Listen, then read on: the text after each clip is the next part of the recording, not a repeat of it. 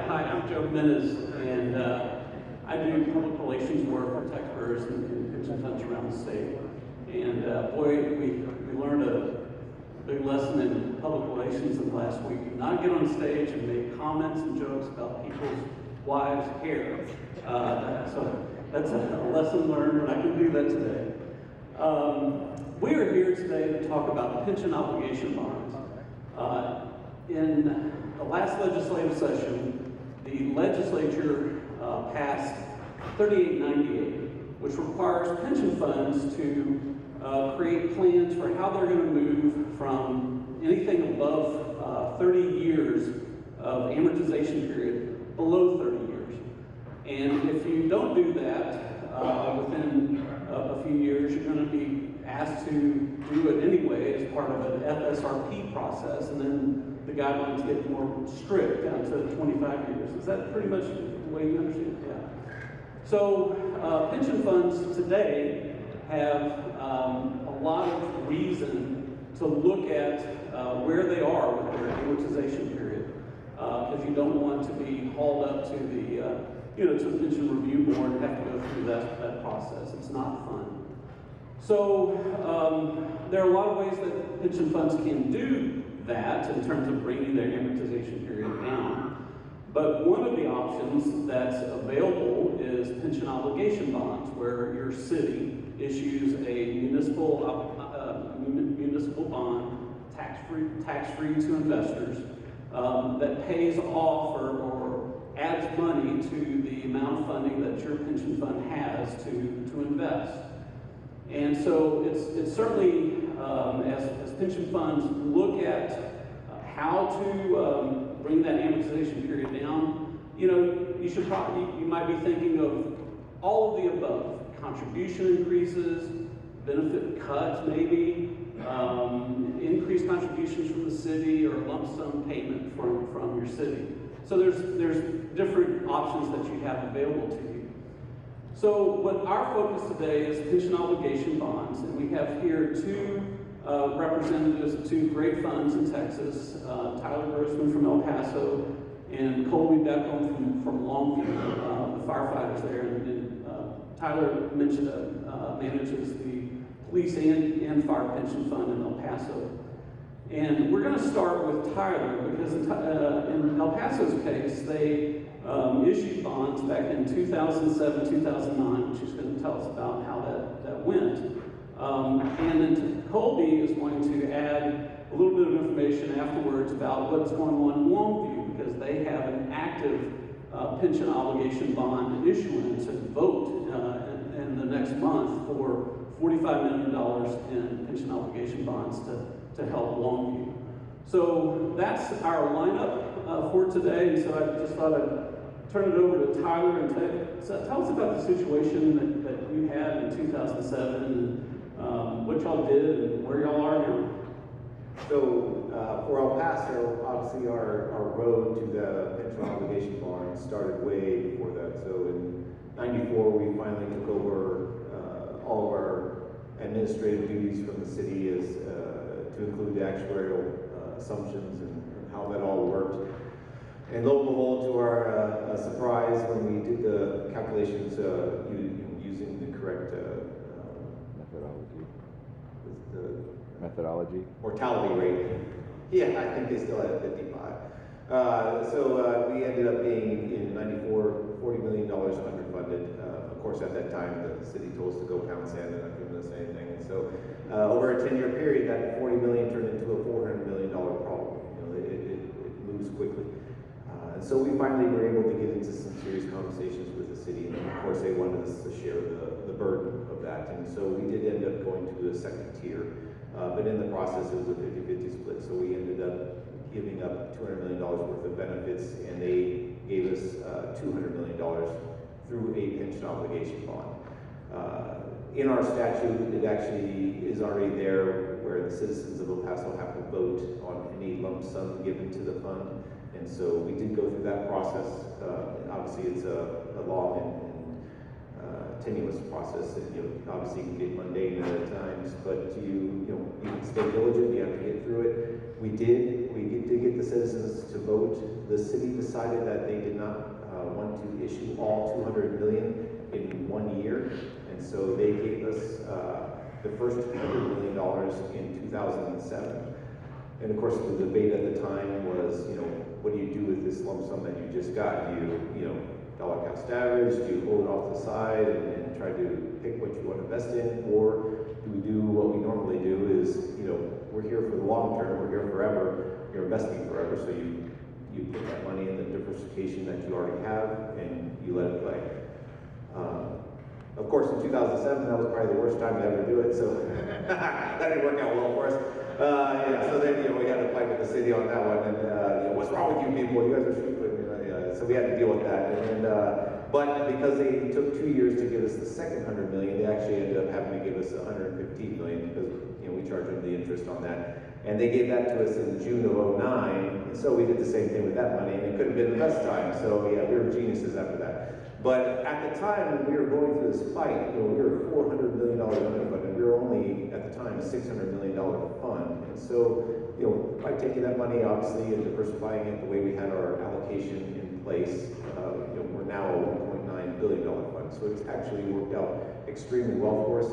It wasn't immediate. Obviously with the financial crisis, it was still, even getting that money in June of 2009, there was still a process. We were, still infinite for a couple years, and then we slowly and gradually, as returns did well, we've gotten ourselves from infinite in 2009 and 10 to where we are now, which is at 26, 28 years. And so it's worked out extremely well for us. The city at the time when they did those obligation bonds, they had the opportunity to refinance those, and so over the longevity or the time period they have to pay that back, they're actually going to save an extra $55 million. So there are options for the city too.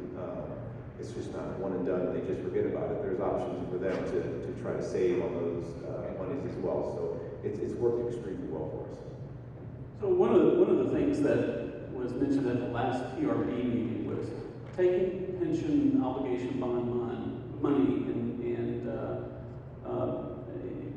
guarding against potentially turning it into immediate new benefits for firefighters and police and youth. What happened in your case in El Paso? We're going to talk more about that with Cole in a second, but what happened with that kind of working out with the city, what you were going to do? So part of our negotiation process with the city was actually to change items in our state statute. We are under 6243B, and it was added in our statute that any benefit changes that we have, obviously it must first go to the board, then it must go to an actuary, and they have to determine the cost, and if that cost would hinder the fund, then they will, because you have to have a plan as to how you're going to pay for it, and then it will go to the members, and then the city has to sign off on it as well. City council has to vote on it as well. So the way we have it is, if you are going to give a benefit to the members, then someone has to pay for it. There is no, it doesn't matter if the fund's 120% funded, you can't give a benefit, it'll only take it down to 100%. You can't change it so in any way, shape, or form unless somebody's paying for it. So, and we have done that in 2017. Our second tier, the members, the board members, actuary, and the city all signed off on lowering from 25 years and 50 years of age to retire. We lowered it for tier 2 to 45 to 20 years. And we did so by determining what the cost would be to give them, let them retire earlier. And then the members decided to give a little bit more on top of that in order to pay down our underfunding. So at this time, we actually match our city at 18%. But we do have those safeguards in place so that you can't just give benefits away. You can't pass obligation bonds in order to do it. I guess theoretically you could, but the problem is it really comes down to contributions. It's not a matter of, because once you give that lump sum, if you're still not paying your normal costs, that problem still exists. It's just it's just going to delay you. So it's helped us out tremendously, but when we did that pension obligation bond, it was to get us to 80% ratio. And we've maintained that. We're a little bit above right now. It was never meant to get us to 100%, but that's for a future battle. Your amortization period right now is? It's 26 for the fire side and 29 for the police side. So comfortably below 30. We're comfortably below right now. And we had good last 2 years, so we'll be comfortably lower, so that's good. Yeah. Okay. So this is Colby, of course, and Colby has been in the news quite a bit in Longview for the last several months, talking about a process that they've initiated, had been some time ago, probably in 2021, to think about this. I know that there has been, back and forth with Longview and the Pension Review Board over periods of years. And maybe you could just give the audience a feel for where y'all have been, and then where you are now with your city council. Well, I guess going back and looking at where all this began, it began like many funds in the state in the 90s. Funds were making incredible returns, tech stocks, and they were all approaching or reached 100% funding, at which point, in an attempt to protect the contributions, they were making benefit improvements to the plan that they felt were going to keep us from going above and losing that. They made them, unfortunately, much like Tyler talked about, at the absolute worst possible time. As these changes came into effect, the tech stock bubble pop, 2001 happened, relatively flat market, housing bubble in 2008. And it was the perfect storm that took us from a fully funded pension fund down to roughly a 40% pension fund funding status as it stands today. I started on the board in 2007, right before the 2008 housing market change. And during my 15 years, all we have done is cut benefits, increase contributions, and create a Tier 2. So I will say, before you look at something like a pension obligation bond, you have to make sure that you've taken care of your house. If you're bleeding, getting a blood transfusion is never going to help you if you haven't stopped bleeding. So I think that's a relative first step that you're going to have to look at, whether it's pension spiking or employment issues or benefit issues. You have to go through that process and figure out where the root problem is and start to address those. So the city of Longview and ourselves have been working together since about 2011, and we've been taking multiple steps trying to address that unfunded liability. We actually were down to 40.2 years amortization period at one point, and then we had a terrible year. And on top of that, there was a lot of pressure to change your assumed rate of return, which was obviously going to put a negative impact on there. And mortality table came out specific to police and fire, which turned a lot further than what we thought. So we went ahead and made all those changes and ended up right back at infinity for unfunded liability. Yeah, members love that too. So from there, we're trying to figure out what is going to be the best option. And I have to give a lot of credit to our actuarial firm who brought to us the idea of transitioning some contributions. And Telfer statute, it requires that as long as the employee is making a 12% contribution, that the city has to match any 12% contribution. You can go above that. Our city contributes at 19, our Tier 1 contributes at 17, our Tier 2 contributes at 15. And we approached the city with a cost-neutral plan of taking that gap between the state minimum of 12% and 19, and take that 7% and use that to purchase a pension obligation bond. And that was the original idea that we brought to the city.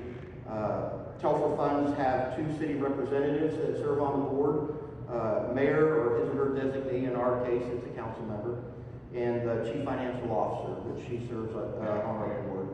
So we presented that idea to those 2 individuals, who went back to the city budget team and presented the idea to them. I got the phone call to come down to the meeting, and that more than likely I needed to have another plan in my pocket besides that.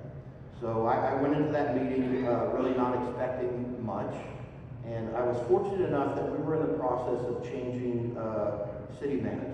The assistant city manager was going to become the next city manager, or certainly appeared to. And the current city manager was in his final months of employment before he moved on to retirement. And coming from the Public Works Department, the assistant city manager was very familiar with bonds, very familiar with the issuance of them and how it worked. And we actually laid the plan out, and he had done a lot of homework ahead of time, and a lot of credit to him. He basically said, this makes perfect sense. So our city hired an independent actuary. They didn't want to just take the numbers from what the fire department had given to them, to basically confirm that the unfunded liability was correct, that we were looking for, that the numbers that we were using were correct, and basically given an independent recommendation as to what they felt was going to be the appropriate amount. From there, they came back with a cost-neutral option of $33.3 million, a middle-of-the-road option that was a little over $45 million, and then, of course, paying the whole amount off. The recommendation was not to pay the whole amount off because you might find yourself in that same situation of 100% funded before you even have the bond paid off, and now you're making benefit improvements possibly, and you're still making payments on the loan.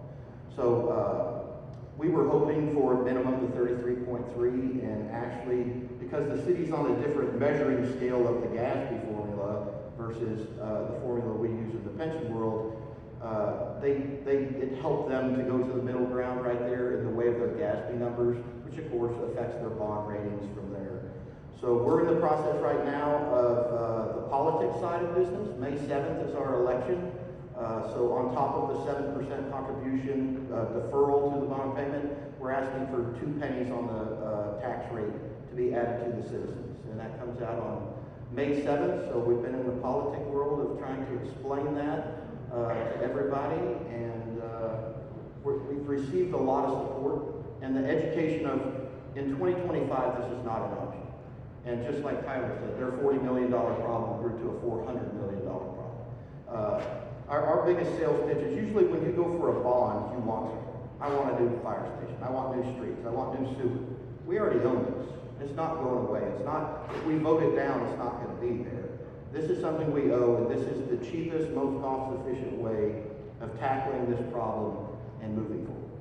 And that's been our experience so far. Great. And the campaign, how is that going? What are you doing, and how do you think that's going to go? So we have a PAC fund as part of our association that has really helped take the lead on the financial aspect of going through the process. Of course, yard signs, banners, education, a big Q&A article through the newspaper. We also have it posted on the website. Of course, the city themselves cannot really support or not support the bond. They can just provide information. On duty, we're not allowed to do any type of political activity, so we're really limited to our off-duty activities. And so we make campaigns going out. We have a mailer going out. The association has actually reached back to the state association, which actually has I guess an online media outlet that will help with these types of campaigns to make sure that we're getting the online presence out there to the community, because a lot of people, I am not a social media person personally. I'm not a fan, but I know a lot of people are. I'm the minority in that situation. But so we have the representation there. We got the face-to-face, and it's a May election, to be honest with you. Less than 1% of the public shows up to a May election. So you have to get the voter rolls, figure out who's showing up to vote, and get out there and knock on those doors and talk to those people. Can I ask a quick question? Yes, sir.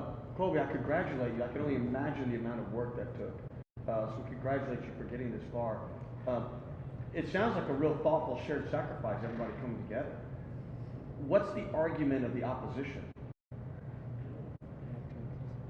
In our case, our opposition Is that all it is? has not really spoke against our bond. They spoke against the bond that was passed 4 years ago for streets and parks and fire stations and police stations, saying that if we knew we had this debt, why did we issue this other debt? But we actually haven't had an opposition directly against the bond that we're passing, just more so about the lack of transparency of the debt that was there when the first bond was issued. Tyler, is there a vote? Did you say there's a vote in El Paso? Yes, there was. How did that go? It went the same. Normally if the associations and pension and the city are all on the same page because they work together to come to a conclusion, then things normally turn out just fine. And so the only people that will speak against are usually the same people who speak against everything else that anybody tries to do. So it's so there you go. So it really does help when you join forces and you come to a conclusion that will benefit everybody. And so we actually had a relatively easy time passing that. Yeah, I think that the last pension obligation bond vote was in Houston in November of 2017, and that was for $1 billion, and that passed by 3-to-1 margins in Houston at the time. So, in general, I think these are, being favorably viewed by voters and city folks. Yes, sir. Question for El Paso, you said 18% and they match 18% for contributions. What are they paying back, or how do they pay those bonds back for y'all? Those bonds are separate and distinct from the contributions. The raising of the contributions, us matching, were in different conversations and different things over the years. And so them paying it back was never part of our negotiations. It was simply on the city Y'all's side. contribution is still going into the fund. Yes. Tax. The debt's owned by the city, right? Yes. It's the city debt. Unlike Colby's, we didn't negotiate that. We didn't take on that. Any other questions right now? I've got some for Colby. Yes, sir. What did the pension obligations bond do to the city's bond rating? Or Moody's rating? So The question was, what did the pension obligation bond do for the city's bond rating in El Paso? I think the best part of it was back in, let's say, 03 to 04, the city was taking the view that our underfunding status of $400 million wasn't really a debt, so they didn't have to carry it on their books. That was the best part about the whole conversation with the city. And obviously, once anybody that had any common sense, let them know that that is a debt on your books and you need to take care of it. That's when they finally came to the table, because it was going to ruin their bond rating. And so with that money, obviously it turned the tide for them quite well. And so their bond rating has done quite well because of that. So it didn't hurt them to bring on the debt. Obviously it is debt, but it was to take care of the underfunding that we had. So it was almost like a wash for them at that particular moment in time. The only thing that's hurting them now on the bond rating is that we have a fixed rate of return, or that 18% is fixed. So we're working on trying to remove that as well. And Colby, you said that the GASB improvement was attractive to the city for moving it from 33 to 45. Tell us a little bit about that. Well, obviously the calculation is different on how the GASB, I've always tried to compare it to the doomsday worst case scenario. Everybody walks out, everybody takes their money. When you hit that crossover point of where you go to the new blended rate, and when you go to the blended rate, it's the highest municipal bond mixed with your current assumed rate of return. Well, as interest rates fall, that blended rate goes down. When that blended rate goes down, our unfunded liability is $70.6 million. On the GASB statements, I think as of our last thing was $212 million. So as interest rates will start to rise, that number will turn around. And the further away that you can get away from that crossover rate, you can keep your assumed rate of return. And for us, on the GASB funding status, I want to say we were closer to the 60 to 65% funded ratio. On the GASB side at the 33, where we were about 72% funded on the traditional way that we have always calculated it actuarially. And going to the $45 million instead of the just cost neutral $33 million plan. It put us to about 85% funded is where we will end up if it passes. And it also puts us on the GASB side, I think more like 75% funded, which of course is attractive for the bond rating. My understanding in communication with our finance officer and the bond lawyers and the rating agencies that we of course have been dealing with every year, what are you doing about your pension debt? What are you doing about your pension debt? They want to see that you have a plan. And they want to see that you have a plan, you're moving forward, you're executing the plan. And so for us, it has not reduced our bond rating, but at some point I feel like that was going to be on the table if we didn't make a move to correct the action that could eventually affect your bond rating for your city. One of the, at the last PRB meeting, Pension Review Board meeting, one of the board members had come to understand that the Longview Pension Fund had signed a memorandum of understanding with the city, and that brought a lot of praise from the PRB members. Colby, would you tell us a little bit about what that MOU says and what it does for you? So we felt it was important, and that memorandum of understanding is going to go in the bond covenant as part of the agreement moving forward, was that we didn't want to do all the work that we have done and spend our 15, 20, 25 years on the board trying to correct the problem, get it corrected, and then the next board comes in that is likely the tier 2 members taking over, and they put us right back into the same situation. So even though the changes that were made in the 90s fit within the acceptable PRB guideline, we did not go past 25 years, I believe it was back then, amortization schedule with the benefit increases they made. They've changed that line to 10 and 20. We felt like that wasn't a strict enough guideline, and we wanted to personally put in our memorandum of understanding that we were going to go to a much stricter guideline of benefit improvements. And that was, you couldn't make any benefit changes until you were under 5 years amortization period. Any change could not go above 10 years amortization period, and you had to use 3 consecutive actuarial studies to come up with that. You couldn't have just one good year run out and make a plan change. We didn't spend all this time correcting the problem to go back. I don't know that policemen and muni and everybody are just like firemen, but the first thing they want to know is, well, can we get rid of tier 2 and just go back everybody on the same tier? And I said, well, if you got over lung cancer, it doesn't mean you can start smoking again. Sooner or later, you got to put that down and move forward. So it was kind of a pension board ourselves that did not go out to the entire membership for vote. It was a pension board guideline that we wanted to set forth for future boards to understand what we had to do to get out of the problems. The problems are the decisions that were honestly made that led us to the problems that we ended up with today, and hopefully guide them into not making those same mistakes in the future. Yeah, that seemed to be a big issue with Chris Suzuki on the PRB side. That what he was saying was, I've heard rumblings of this being an option across Texas.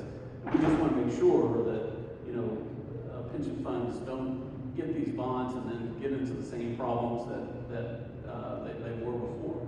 So that's obviously a political concern that is, I think, important for funds to consider.